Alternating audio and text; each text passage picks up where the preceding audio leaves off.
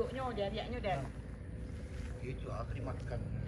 Ah enggak tahu dan ledo, panik dan nyo kamar kada nakan bareng lagi. Kecil lagi. Lah dan get ada kami bawa supiak tadi. Nah dia riaknya dan. Tunggu kau lah, yang dua jadi kau yang mana?